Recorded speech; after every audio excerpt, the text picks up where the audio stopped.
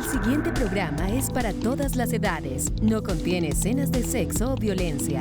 Es apto para toda la familia. Cuenta con el sistema Closed Caption y es financiado con recursos del Fondo Único de TIC.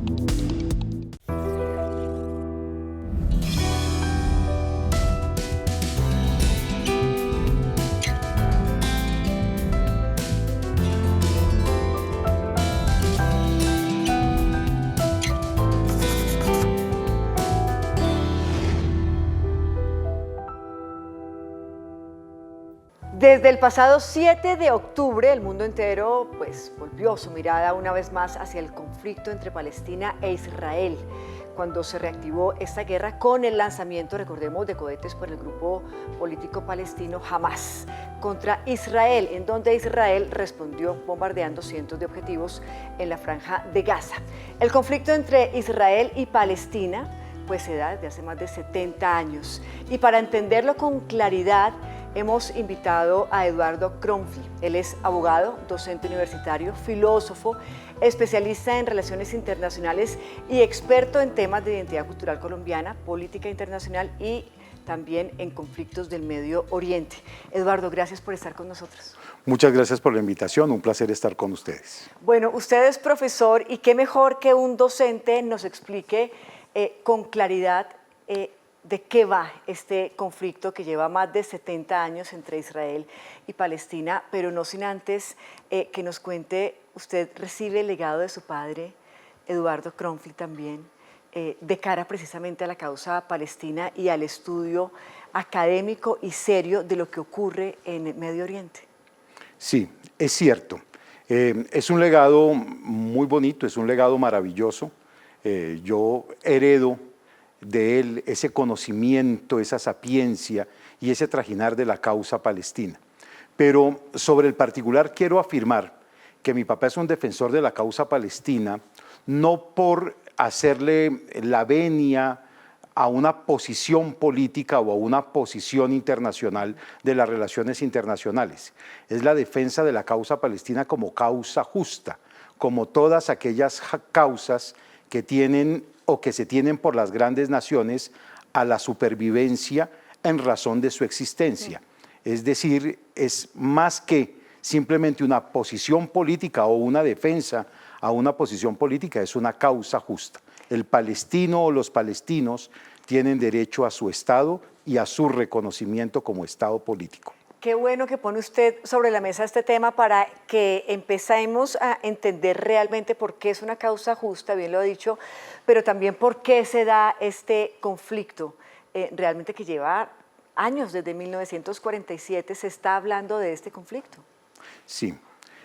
Con esto también hay que decir lo siguiente, es un conflicto reciente, no obstante ser un conflicto que inicia a mediados del siglo anterior, a mediados del siglo XX, comienza en el 47, lo vemos ya de manera muy definida en 1948, lo cierto es que es un conflicto completamente contemporáneo, porque a veces, normalmente, se suele confundir y se esconde en la historia este conflicto.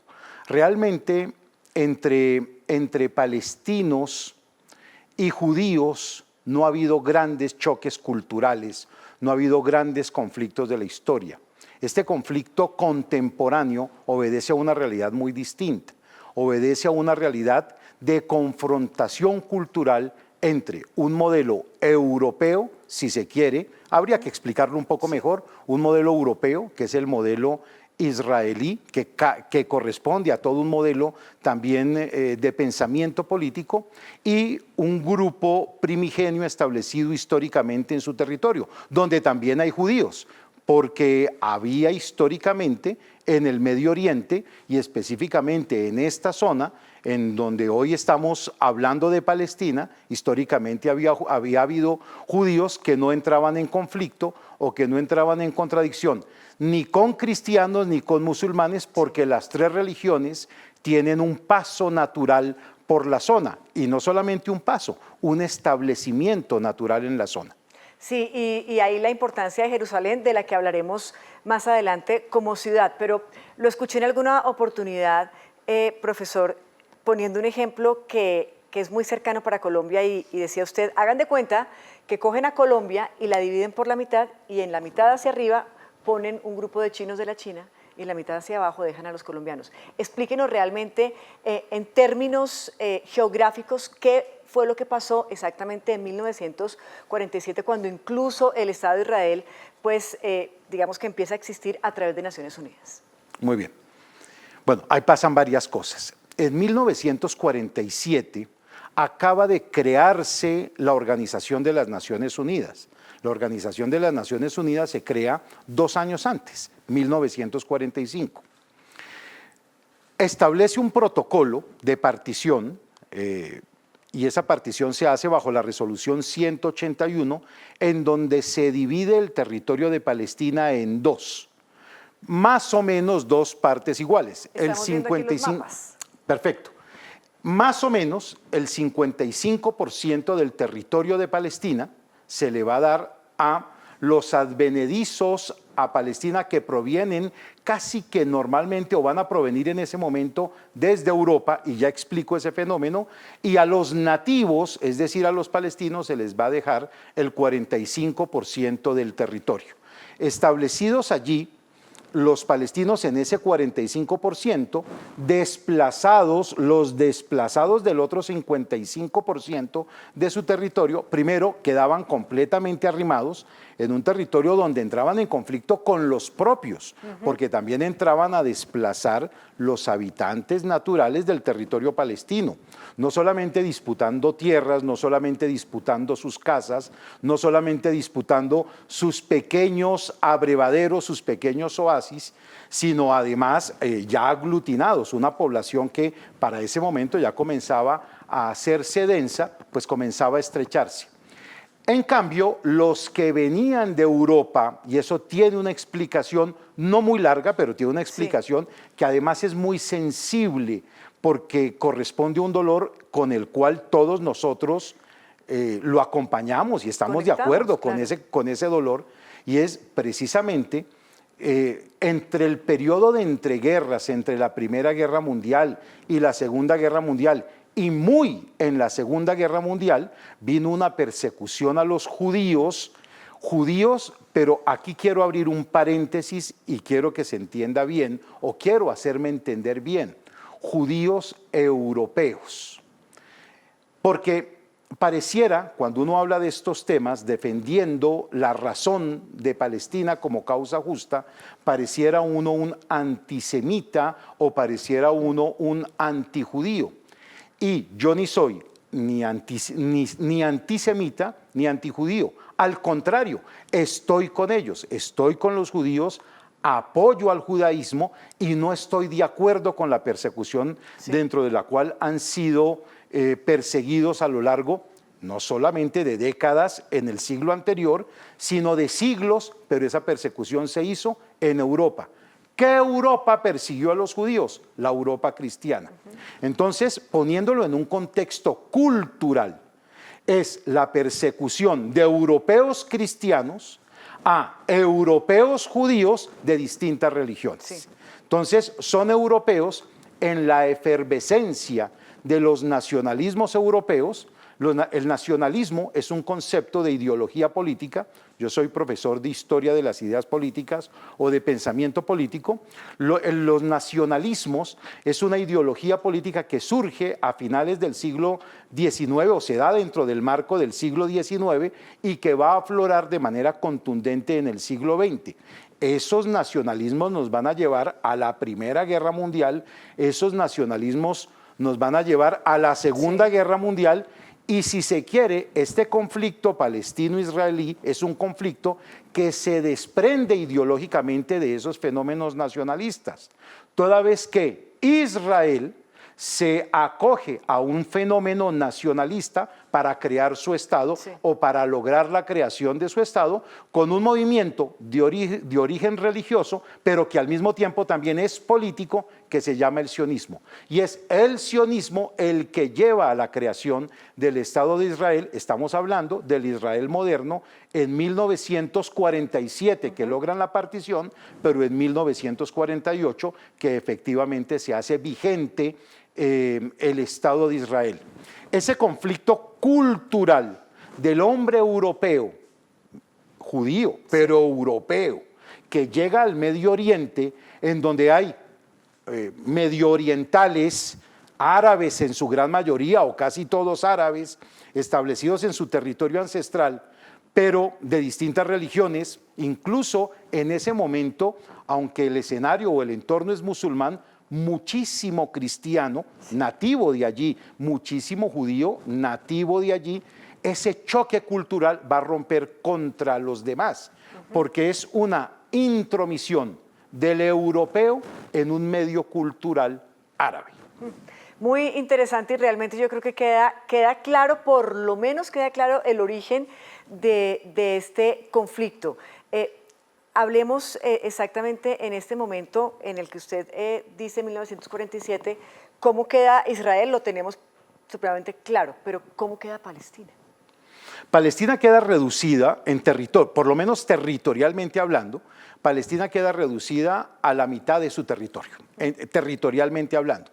En unos territorios, entre otras cosas, que no son dentro de la partición los mejores territorios, porque los mejores territorios se le proporcionaron al europeo advenedizo allí, con unas ventajas también extraordinarias. El europeo advenedizo a Palestina va a llegar desde Alemania, va a llegar desde Italia, va a llegar desde Francia, va a llegar sobre todo desde Rusia. Los primeros judíos que van a llegar son rusos de religión judía que se van a establecer en el territorio medio oriental. Van a llegar de Austria, van a llegar de Hungría, austrohúngaros. Sí.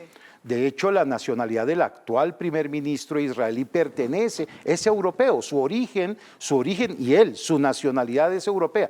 De hecho, los primeros ministros todos de Israel, todos son europeos o han sido europeos gobernando a Israel. ¿Cómo queda Palestina? Palestina queda en el vacío, sin territorio, sin la mitad de su territorio, pero más allá de perder un territorio, queda en la lucha política de no aceptar la división de su territorio y buscar desde lo que le tocó, buscar la existencia de su territorio como Estado para a partir de allí formarse. En principio, y eso habría que explicarlo, porque aquí hay fenómenos que se van a desprender incluso desde el Imperio Turco, desde la Primera Guerra Mundial, y tendría que explicar esos contextos geopolíticos para poder ir entendiendo esta realidad. El palestino, que no es palestino solamente, es un árabe metido dentro de una unidad cultural, la unidad cultural árabe, que es traicionada en ese periodo de entreguerras por las grandes potencias de Occidente. Y ya explico la traición. Aquí esto toca abrir paréntesis y cerrar paréntesis, que es traicionada por las grandes potencias de Occidente, Inglaterra y Francia. Ven cómo se comienza a mutilar, los árabes ven cómo se comienza a mutilar su territorio en favor o en beneficio de una necesidad occidental, que es el control geopolítico del Medio Oriente. ¿De dónde viene la traición?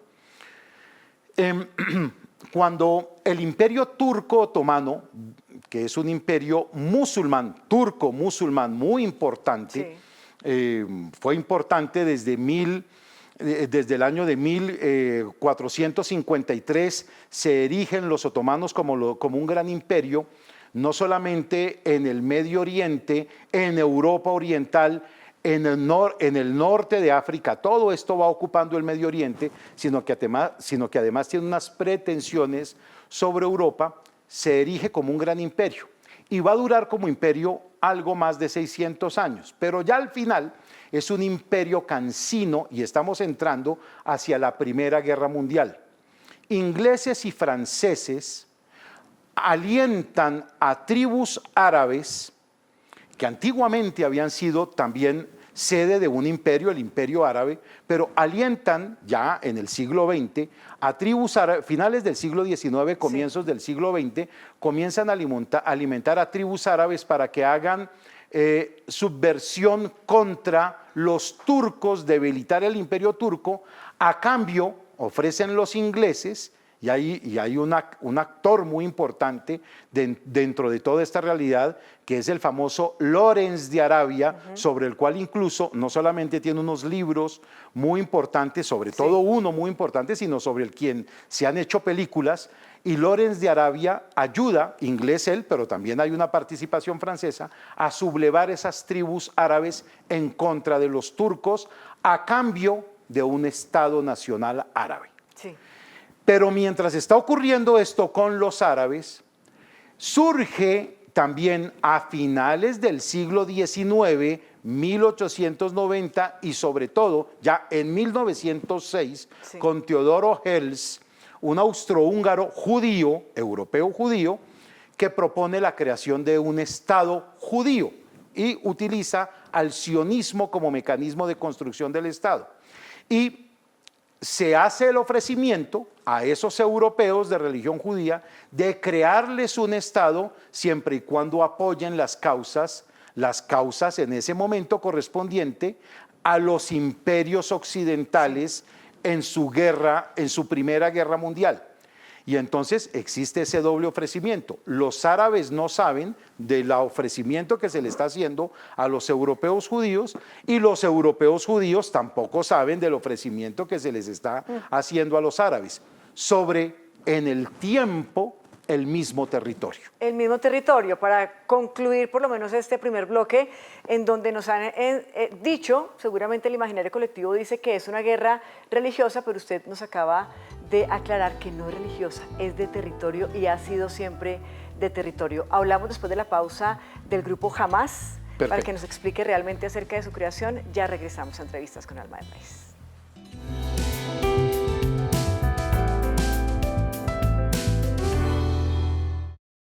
Quien no sabe de dolor no entiende el verdadero perdón. Y es que vivir la guerra en carne propia y reponerse es de valientes. Volver a confiar, transformar el odio y retomar la vida justo donde la dejaron no lo hace cualquiera. Levantarse cada mañana con la única convicción de que este país se merece una segunda oportunidad, la oportunidad de una paz total. Esto es lo que ha unido a las víctimas del conflicto en Colombia. Por eso queremos honrarlos, porque sin su fuerza y su poder transformador, esta historia no sería la misma.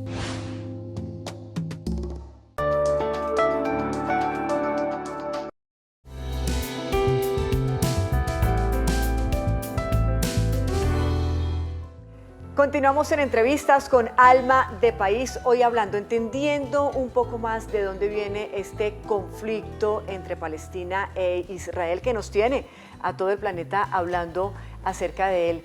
Profesor Eduardo, estábamos conversando en el segmento anterior acerca del origen quizá de este conflicto, podríamos irnos más atrás, nos decía usted en la pausa, pero es importante analizarlo en la actualidad, y en la actualidad se habla del grupo Hamas. Y mucha gente no entiende qué es el grupo Hamas, que no es un grupo netamente terrorista hoy en día, es un grupo político. Cuéntenos acerca de su creación de manera muy breve. Sí. Hamas es un partido político. Es un partido político que tiene como ideología fundamental el sostenimiento de la existencia del territorio palestino en sus orígenes eternos, es decir, no aceptan la existencia del Estado de Israel moderno, en cuanto que ese Estado de Israel moderno les quitó porción de tierra y los sacó de su territorio. Desde ese punto de vista, es un grupo político de resistencia política. No es cualquier partido político, es un partido político de resistencia. Es decir, es un partido político que no solamente encausa a sus propios actores, es decir, a los seguidores de Hamas, sino que encarna muchos seguidores adentro de Palestina, no solamente en la Franja de Gaza, sino por fuera de Palestina y no solamente árabes. Es decir, son grupos de resistencia o partidos políticos de resistencia frente a una ocupación. Quiero agregar algo. La ocupación del territorio palestino por parte de Israel no es solamente una ocupación israelita. Ahí hay unos intereses muy grandes por parte de las potencias occidentales de ocupar ese territorio. A los Estados Unidos, a Inglaterra, a Francia, les conviene el control de este territorio y han puesto a Israel como el Estado, pero el Estado armado militar que les sirve para controlar geopolíticamente la zona. ¿Y cuál control geopolítico? Primero, estamos en un territorio asiático, es el control de Asia Occidental y la salida de Rusia, la natural salida o posible natural salida de Rusia hacia el Mediterráneo. Ahí también le generan un taponamiento hacia las grandes potencias de Oriente. Entre esas, pues estamos hablando, la India tiene su salida propia hacia el Índico, no obstante, su relación hacia el Oriente y su extensión hacia el Oriente, del Oriente hacia el Occidente, por su realidad musulmana, porque la India tiene, por ejemplo, en algún estado de cultura india, pero de religión musulmana, una expansión natural hacia el occidente. Ahí se pretenden cortar todos los lazos de un Islam que pueda unificarse en todo el oriente y que se convierta también hacia el futuro de una fuerza política, además de los controles o los intereses propios de los económicos. Israel desintegra el mundo árabe, completamente lo desintegra, y mientras el mundo árabe esté desintegrado, hay más facilidad de hacer explotación del petróleo, que sigue siendo el oro negro como gran recurso de la combustión mundial.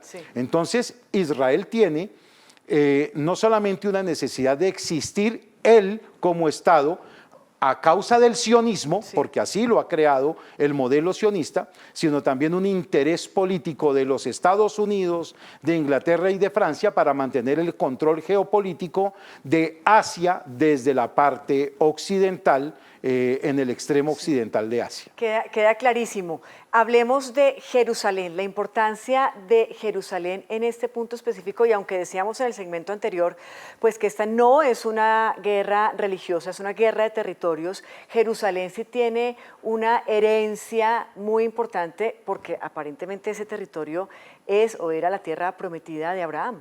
Sí. Bueno, Abraham es el padre del monoteísmo y tan no es religioso el conflicto que sus dos hijos, Ismael, el hijo mayor de Abraham, en Agar, y su otro hijo, Isaac, en Sara o en Sarai, después del pacto, los dos hijos son padres de dos religiones, Isaac del judaísmo y Ismael del islam. En el intermedio aparece el cristianismo. Jesús es precisamente originario de estas tierras. Jesús nace en Belén, va a Nazaret y luego sus prédicas, va a terminar muriendo en Jerusalén y allí va a ser la resurrección. Es allí donde se construye desde el punto de vista de la identidad cristiana, pues ese paradigma de fe del fenómeno cristiano de la resurrección. Entonces, Jerusalén es el encuentro de las tres religiones y a lo largo de la historia se ha mantenido, se ha sostenido como el encuentro de las tres religiones. El cristiano no era excluyente con el judío en un comienzo lo fue con el cristiano, tanto así que pues hace la persecución de Jesús, pero luego entiende el proceso religioso y más adelante el Islam, que va a ocupar territorialmente como imperio árabe, va a ocupar la zona. Jamás entra en disputa religiosa ni con judíos ni con cristianos, todo lo contrario.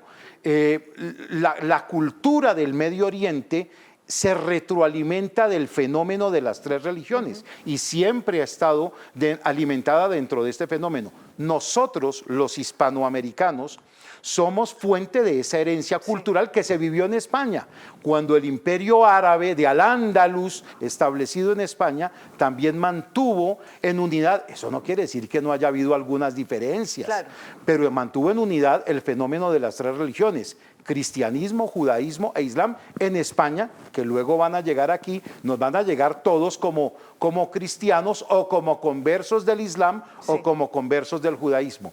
No es un fenómeno religioso. Se volvió ahora un problema religioso porque sí se está imponiendo por la fuerza, se está imponiendo una religión apoyada políticamente en un movimiento que es el sionismo político, y eso está desplazando a los otros actores del territorio, incluido el cristianismo ortodoxo, el cristianismo católico en sus distintas corrientes o sectas, y el Islam lo están sacando del Medio Oriente, del Medio Oriente allí, del Medio Oriente palestino, y eso ha generado un conflicto mayor. No es solamente un problema geopolítico, geoestratégico, sino que ahora comienza también ya a convertirse en un problema religioso. Sí. Abro un pequeño paréntesis. El conflicto palestino-israelí no es religioso, pero lo genera un conflicto religioso, que no sucede en el Medio Oriente, que sucede en Europa. Un conflicto entre europeos cristianos y europeos judíos, los cristianos persiguiendo a los judíos, y para quitarse el problema de los judíos de encima, buscan cómo crear un Estado y decidieron crearlo en Israel. Incluso los judíos que pensaban en crear un Estado no pensaron necesariamente en crearlo allá en Palestina. Se propuso Uganda, se propuso Madagascar, se propuso la Argentina en América, se propuso en Estados Unidos, en Manhattan. Es decir que se aprovecharon unas circunstancias para crear el Estado de Israel allá en el Medio Oriente. Y aquí cierro ese paréntesis para abrir otro paréntesis. Colombia no votó la partición de Palestina. Sí, eso es muy importante decirlo, porque con lo que usted con el paréntesis que acaba de abrir, resume parte de toda esta conversación y de toda esta charla que nos queda supremamente clara. Y usted pone sobre la mesa este tema que es muy importante, ya teniendo claro el conflicto, el porqué de la guerra. En una guerra no hay buenos ni malos, en una guerra todos son malos. ¿Cuál es y debería ser la posición de Colombia frente a este conflicto? Bueno, Colombia es el país hoy ideal para ser un gran mediador de este conflicto. ¿Por qué? Precisamente porque Colombia se consideró neutra frente a la partición de Palestina. Colombia no votó la partición de Palestina. Luego Colombia originariamente, y estoy hablando de 1947, y esa política la sostuvo siempre, la han sostenido siempre a lo largo del siglo XX los gobiernos colombianos conservadores y liberales. De hecho, cuando se votó la partición de Palestina, el gobierno, en el gobierno estaba un conservador, el presidente Ospina Pérez. En Naciones Unidas… Había un liberal. Claro, en Naciones Unidas estaba el expresidente Alfonso López, quien era el diplomático que representaba a Colombia en Naciones Unidas, y los dos partidos políticos, el partido en esa época del bipartidismo político, el liberal y el conservador, y así fue a lo largo del siglo XX, los dos partidos estuvieron de acuerdo en no votar la partición de Palestina, por tres razones. La primera, porque iba a ser injusto contra los nativos, los palestinos. Sí. La segunda, porque era un problema europeo. Y el tercer motivo, sí pidió Colombia una circunscripción especial para el manejo de Jerusalén, cuna de las tres religiones. Entonces, Colombia sí es el país que naturalmente ofrece, siendo un país occidental y del entorno occidental, pero habiéndose declarado neutro y no votando la partición de Palestina, es un país que al palestino le ofrece garantías y credibilidad, y al mismo tiempo, siendo un país occidental y ya hoy, no así antes, ya hoy muy dentro del fuero de los Estados Unidos, pero no los Estados Unidos, le puede ofrecer garantías a Israel. Sí. Yo creo que en eso el papel de Colombia puede ser sustantivo, acompañado, por supuesto, de un equipo de otros estados y, por supuesto, de Naciones Unidas. ¿Y cuál debería ser entonces el papel o el rol del presidente Gustavo Petro? Y ya para ir cerrando, ¿cuál es su proyección de todo este conflicto? El presidente Gustavo Petro ha vuelto, o mejor dicho, ha regresado al proyecto original de Colombia, ser neutral dentro de todo este proceso. Yo veo muy claro al presidente Petro frente al conflicto palestino-israelí, haciendo la solicitud de paz, buscando la paz y buscando el reconocimiento de unos palestinos a su territorio ancestral. El conflicto está resuelto. Lo que pasa es que los actores no se han dado cuenta que ya se resolvió y se necesita voluntad política. O no lo aceptan, como está resuelto. Ambos lo han aceptado, pero al mismo tiempo ambos se están desmontando de lo aceptado. Profesor, nos quedamos con esa tesis suya. Le agradecemos su sapiencia, esa claridad con la que nos explica este conflicto y le agradecemos su tiempo y su presencia en entrevistas. Muchas gracias por la invitación, es un placer estar con ustedes. A ustedes también mil gracias por habernos acompañado en este tema tan complicado, a veces tan lejano, pero a la vez tan importante, como bien lo decía el profesor Eduardo Crossley, para el mundo, pero también para Colombia. Nos encontramos en una próxima oportunidad. Hasta pronto.